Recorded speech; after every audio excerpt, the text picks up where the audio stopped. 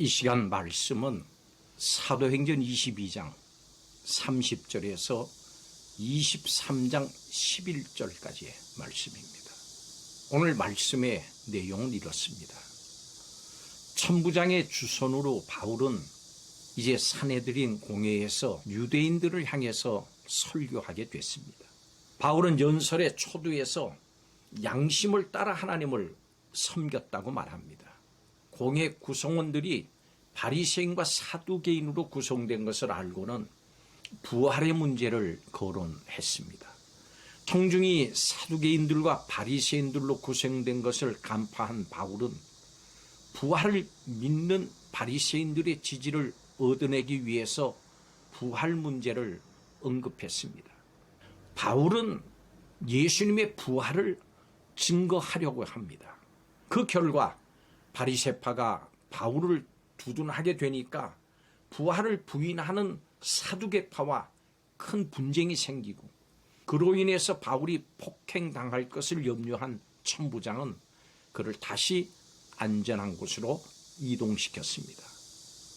바울이 상황을 민첩하게 파악한 후에 위기를 헤쳐나간 것은 바로 성령의 도우심이었습니다.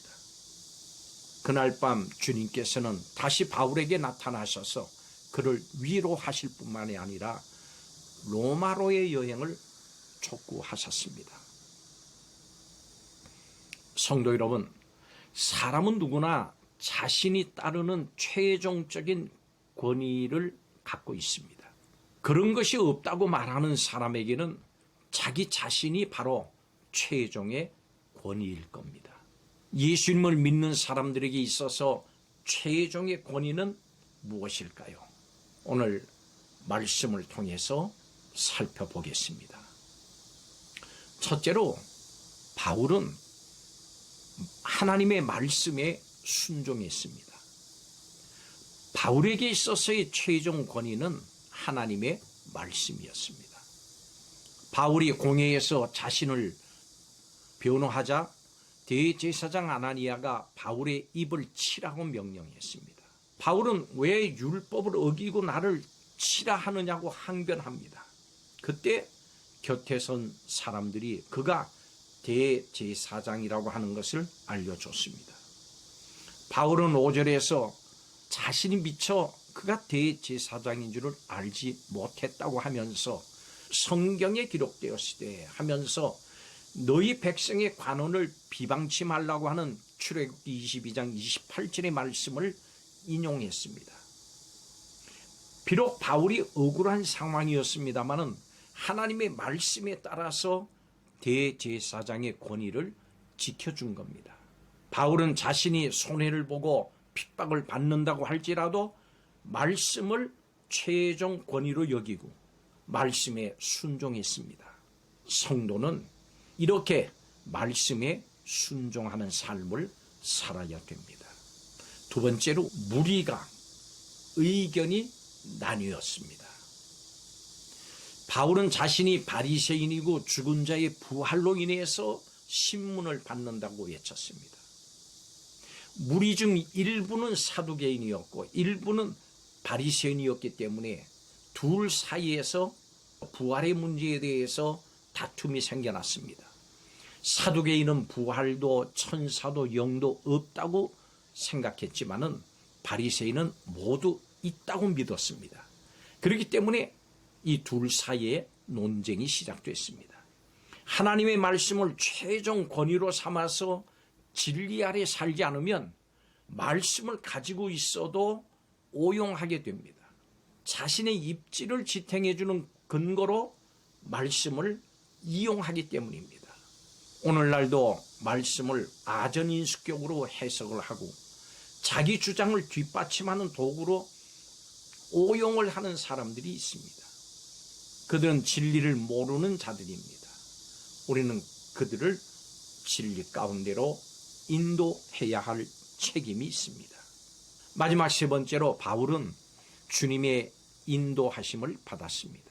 지켜보던 천부장은 더 큰 사고가 일어날까 봐 바울을 데리고 영문 안으로 들어갔습니다. 그날 밤 주님께서는 바울에게 담대하라고 말씀하셨습니다.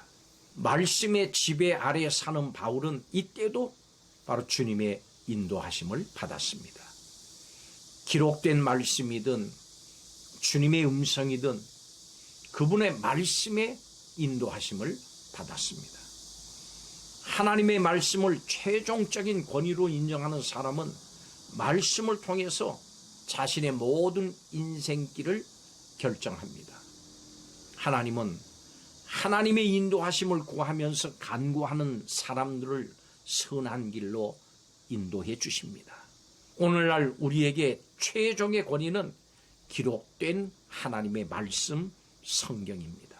따라서 말씀으로 생각을 조명하고 행동해야 됩니다.